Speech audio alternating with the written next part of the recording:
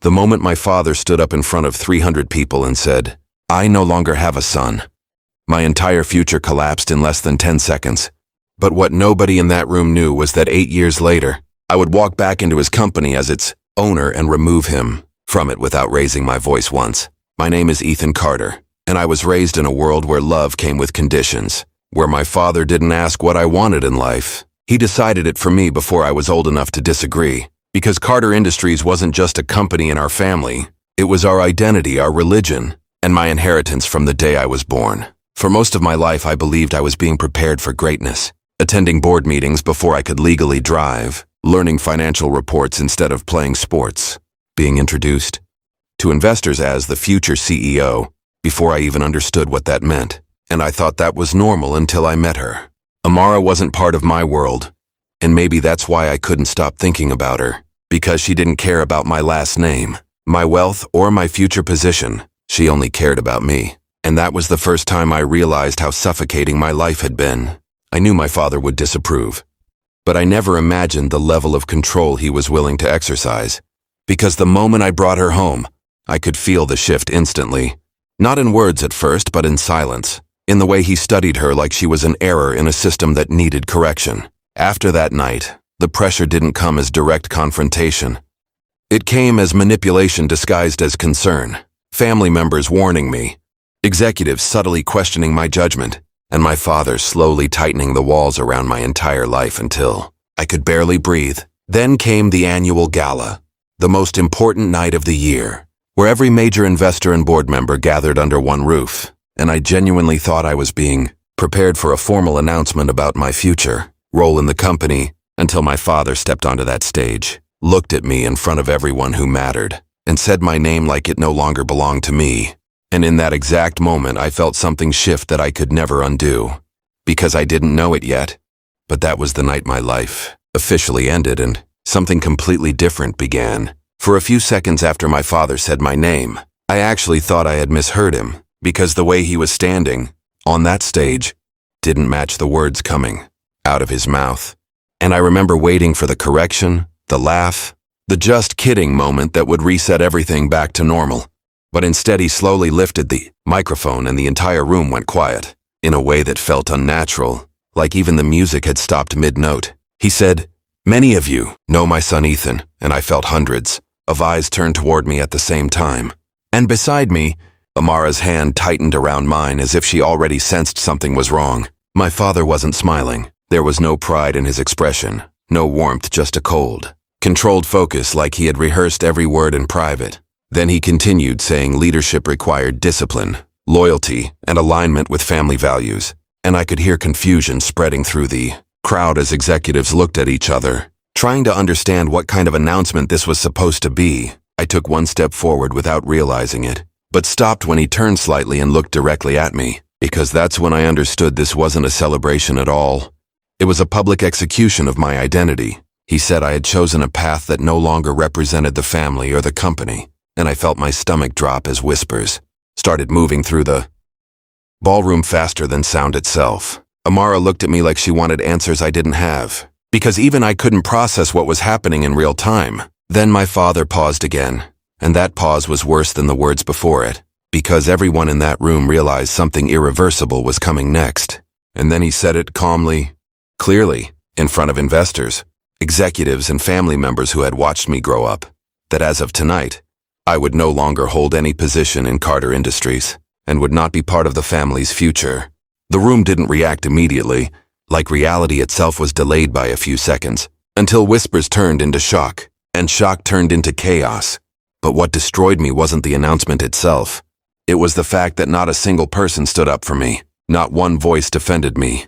And when my father finally looked at Amara and said, "Some choices come with consequences," I realized this wasn't about business at all.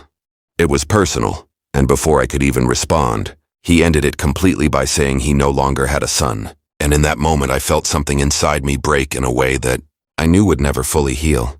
I don't remember walking out of the ballroom.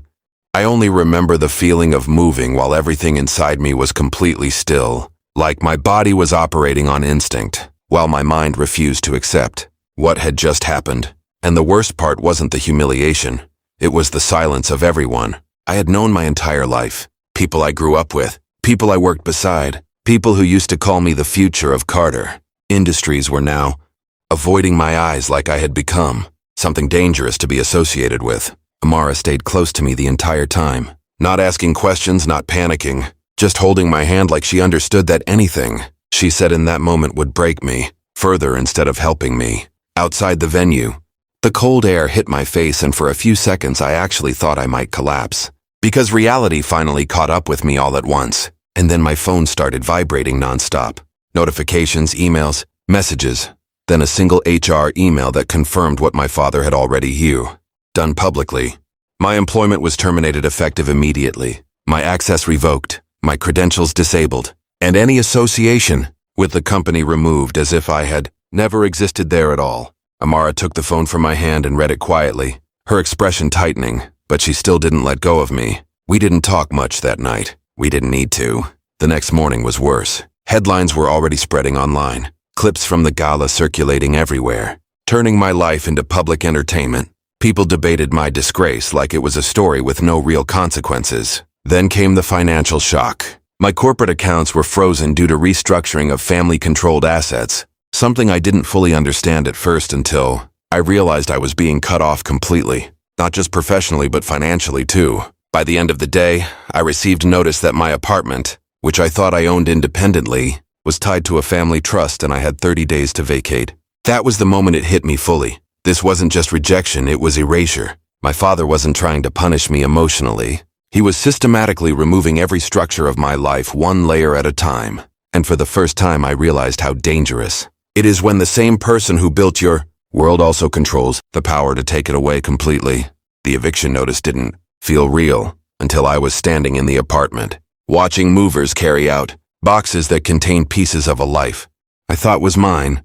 And I kept telling myself there had to be some mistake, some legal delay, something that would reverse it. But every time I spoke to someone, I got the same answer. Everything was authorized through the family trust. Amara stood in the corner of the room watching quietly as strangers packed our things, and I could see she was trying to stay strong for me, even though this situation had nothing to do with her and everything to do with where I never agreed to start. The most painful moment came when I saw a box being carried out that had a framed photo of my mother inside it, because that was the only person in my life who ever made me feel like I was more than a last name. And now even that was being removed like it meant nothing. That night we ended up in a cheap motel on the edge of the city, the kind of place where the lights flicker and the walls carry every sound from the next room. And I remember lying awake staring at the ceiling while Amara slept beside me, still holding my hand like she was afraid I might disappear if she let go. In the morning I tried to do what I had always done, solve the problem logically, so I started calling people from my past, former colleagues, executives, business contacts who once treated me like I was already part of leadership. But the responses were completely different now. Some didn't answer, some gave polite excuses, and one person finally told me the truth directly. Nobody wants to get involved in a conflict with your father. That sentence stayed with me because it made something very clear. This wasn't just personal rejection. It was influence, fear, and control extending far beyond family. I tried applying for work, anything to stabilize our situation, but every interview ended the same way the moment they recognized my name. Because even without my father in the room, his reputation was still controlling the outcome of my life. That's when I started understanding something I had never considered before. I wasn't losing opportunities because I lacked ability. I was losing them because people were afraid of the man I came from. And slowly, sitting in that motel room with nothing but silence and uncertainty, I began to realize that if every path back to my old life was being blocked, then maybe the only option left wasn't to return at all, but to build something that didn't require permission from anyone connected to it. That idea didn't come like inspiration. It came like pressure building inside my head every time another door closed in my face. Because after enough rejection, you stop thinking emotionally and start thinking differently, almost mechanically, like you're trying to solve a system that has been deliberately designed to keep you out. I started studying industries again, not as the future heir of anything, but as someone trying to understand where real problems existed, that nobody was fixing properly.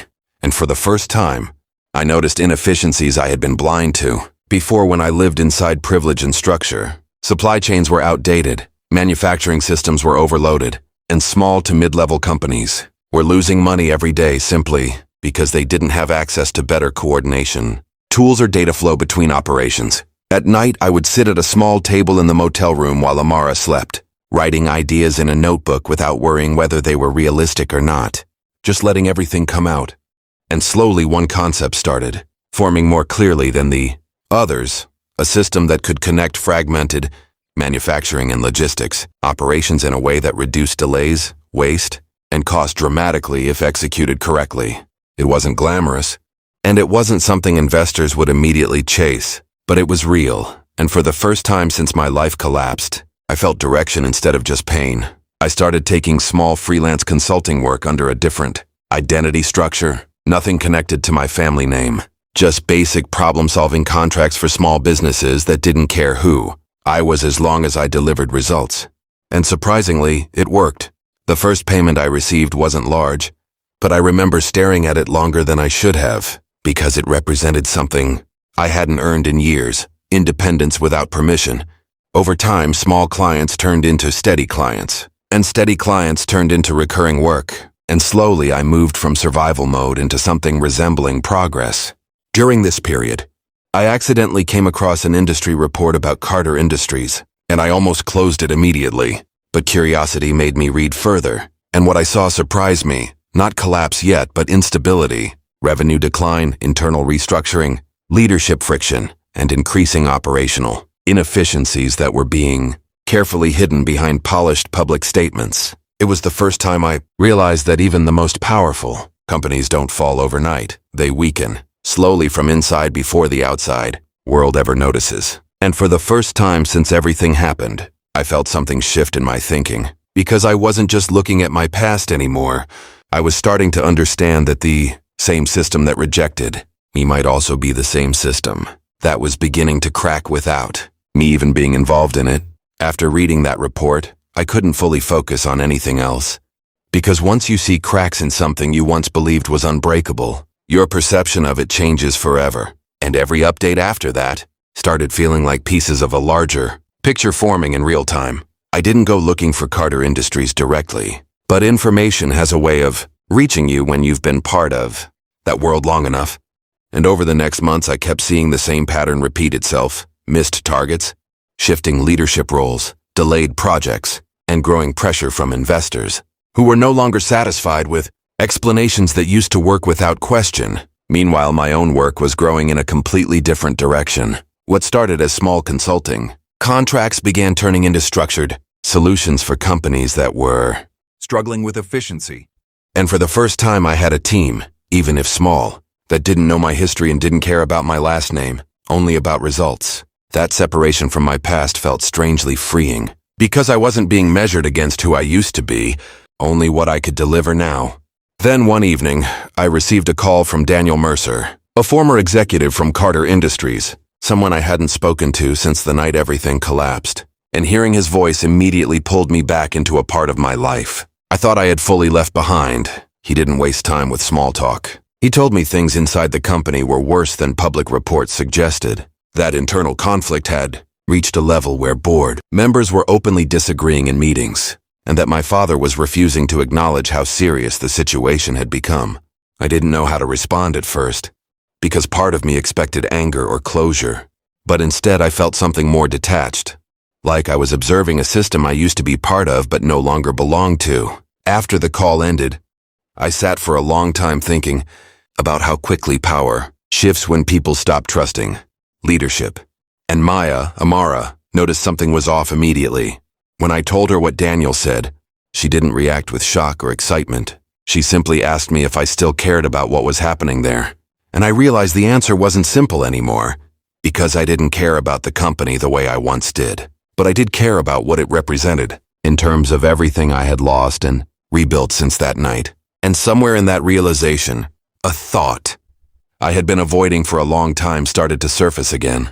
Not about returning, not about revenge, but about the possibility that the world I was forced out of might not be as untouchable as it once looked. The first time I seriously considered that Carter Industries might not just be struggling but actually vulnerable. It didn't feel like ambition or revenge. It felt like clarity. The kind that comes when you've been watching something from a distance long enough to finally see how unstable it really is. I started reviewing everything I could access legally and indirectly: public filings, industry reports, supplier shifts, hiring patterns, and financial signals that most people ignore until it's too late. And the picture became harder to dismiss with every passing week. Revenue wasn't just slowing, it was inconsistent. Costs weren't just rising, they were uncontrolled. And leadership decisions that once looked confident now looked reactive, like the company was constantly trying to fix problems after they had already spread. My own company, on the other hand, had grown into something I no longer recognized as the small consulting idea. I started in desperation, because we were now working with mid-size manufacturers, optimizing systems, and scaling operations in ways that were beginning to attract real investor attention. I had gone from surviving to building, and that shift changed how people spoke to me, even without knowing my background. One afternoon during a leadership meeting, my CFO mentioned Carter Industries casually while discussing market opportunities, and the room went quiet for a second because everyone knew my history, even if I rarely spoke about it. He didn't push it, but he pointed out something important.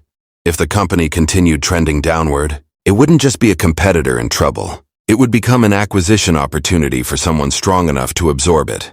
That sentence stayed with me longer than I expected. Not because I was planning anything, but because it reframed something I had emotionally buried for years.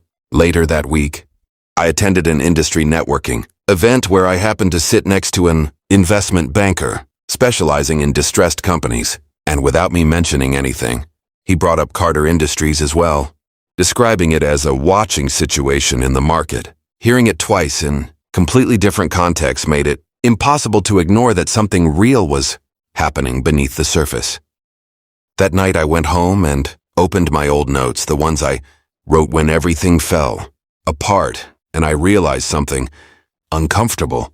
The skills I used to rebuild my life were the same kind of skills needed to analyze what was happening to the company that destroyed it. But I still didn't act, not yet, because part of me knew that once you start looking too closely at something you were once thrown out of, you don't just observe it anymore, you become part of its story again. The turning point didn't come as a dramatic decision. It came as a series of quiet confirmations that all pointed in the same direction until ignoring them started feeling less like restraint and more like denial. Carter Industries was no longer just struggling in industry conversations, it was being discussed. In terms of timing, valuation drops, and restructuring scenarios, the kind of language people use when they stop asking if something will change and start asking who will control it when it does. At the same time, my own company had reached a stage where we weren't just solving problems for clients anymore. We were becoming part of how they operated.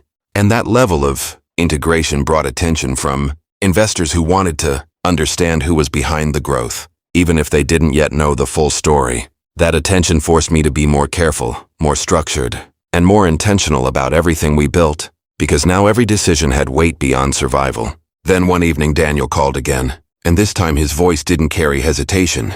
It carried urgency. He told me internal conflict inside Carter Industries had escalated to the point where board members were openly challenging leadership decisions in meetings. Contracts were being delayed due to internal disagreements, and several key executives had already started leaving, quietly before things got worse. But the most important thing he said wasn't about the chaos. It was that external investors were starting to position themselves, watching closely for the right moment to step in. After the call ended, I didn't feel emotional. I felt analytical, because the situation was no longer abstract. It was structured like a system approaching failure, and systems like that don't recover. Through reputation, they recover. Through control or collapse. I didn't tell anyone immediately, not even Amara, because I needed time to understand what I was actually considering. Not as revenge, but as consequence. A few days later, during a private review of our financial position, my CFO mentioned something that shifted everything again. We had reached the level where we could technically participate in large-scale acquisitions if we chose to. He didn't suggest it, he simply stated it as capability. But in that moment I realized the gap between observing a situation and being able to act on it had just disappeared. That night I sat alone for a long time thinking not about my father, but about the company itself, about Thousands of employees who had nothing to do with what happened between us, about a system I once believed was unbreakable now showing structural weakness, and about the uncomfortable truth that sometimes opportunity doesn't come from ambition. It comes from unfinished history waiting for closure. And for the first time, I didn't push the thought away. I let it stay. After I stopped pushing the thought away, everything started to feel more real in a way I wasn't fully prepared for. Because once you accept that something is possible, your mind naturally begins to map out what it would actually take to make it happen. I didn't announce anything. I didn't even share the full extent of my thinking with my team, but I started studying Carter Industries with a level of focus I had never used before, not emotionally, but structurally. Ownership breakdowns, debt exposure, investor behavior, board dynamics, and the subtle signs of instability that only show up when a company is no longer fully in control of itself. At the same time, my company continued expanding, and for the first time I found myself sitting in meetings where decisions weren't about survival anymore, but about strategic positioning. And that shift made me realize how far I had come from the version of me, sleeping in a cheap motel with nothing but a notebook and frustration. One afternoon, Daniel called again, and this time he didn't even try to soften the situation. He told me the board was splitting into factions, with some members pushing for external acquisition options while others were still trying to protect my father's control out of loyalty or fear. But neither side had a stable plan anymore, and that instability was spreading into operations. He paused before saying something that stayed with me. If someone strong steps in at the right moment, they won't even need to fight for control. It will fall apart on its own. After the call, I sat in silence longer than usual, because that sentence changed the way I was looking at everything. It wasn't about attacking a system, it was about timing. Meanwhile, my CFO updated me that we were now financially positioned to participate in high-level acquisition structures through layered investment groups, meaning we could act without exposing ourselves directly. That detail mattered more than anything else, because it meant the barrier between observer and participant had quietly disappeared without me even noticing when it happened. I remember going home that night and looking at Amara, wanting to tell her everything, but stopping halfway because I realized I wasn't ready for her to see me fully inside this decision yet. Instead, I told her only that things in my old world were becoming unstable, and she simply asked if I was in danger of going back to who I used to be, and I couldn't answer immediately because I didn't know if going back was even the right way to describe it anymore. That night I didn't sleep. I kept thinking about the same question over and over. Again, not whether I could do it, but what would remain of me if I did. And somewhere in that silence, I made a decision that I still didn't fully understand, except that I knew I wasn't just watching the fall of Carter Industries anymore. I was standing at the edge of becoming part of it. The final decision didn't arrive like a moment of rage or revenge. It arrived like inevitability.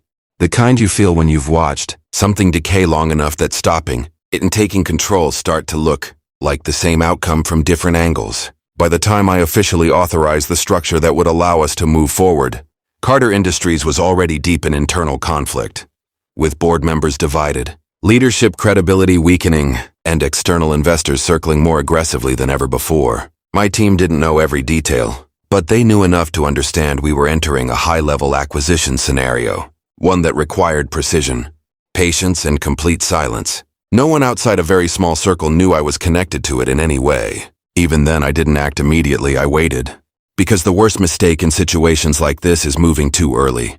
And I had learned over the years that timing destroys more empires than force ever does. Then came the call from Daniel Mercer, and I could hear it in his voice. Before he even explained anything, something had finally reached its breaking point. The board had convened an emergency meeting. Pressure from investors had escalated. Internal disagreements had turned into open confrontation. And for the first time, Carter Industries was officially considering a full ownership transition scenario. That was the moment everything stopped being theoretical. Within days, negotiations moved into controlled acquisition, channels through intermediary entities, and I stayed completely behind the structure, invisible, untraceable to anyone inside the company, including my father. And then came the day of the final board meeting. I didn't enter as Ethan Carter, the disowned son. I entered as the controlling authority behind the acquisition structure that now legally held decisive power over the company. When I walked into that boardroom, nothing prepared me for the silence that followed. Directors froze. Executives stared. Family members who had once watched me be publicly erased now looked at me like they were seeing a contradiction they couldn't process. And at the head of the table sat my father. He looked older, more tired, but still carried that same rigid belief that control could never truly leave him. Until I placed the documents on the table. The legal confirmation, the transfer approvals, the final acquisition structure. The room changed before anyone spoke. And then I finally said the words that ended everything he believed was permanent. Effective immediately, leadership authority within Carter. Industries would be restructured under new ownership oversight. My father stood up slowly, refusing to accept what he was hearing. But for the first time in his life, there was nothing he could say that would change the outcome. I looked at him, not with anger, not with satisfaction, but with complete finality, and told him the truth I had carried for years. I didn't destroy the company. I simply outgrew the world he used to control. Security was called, decisions were enforced, and as he was escorted out of the room, he finally understood what I had become. Not because I had taken anything from him, but because everything he tried to erase had returned in a form he could no longer dismiss. And in that moment, I realized the real ending was never about firing him or buying the company. It was about proving that losing everything can sometimes be the beginning of building something no one can take away again.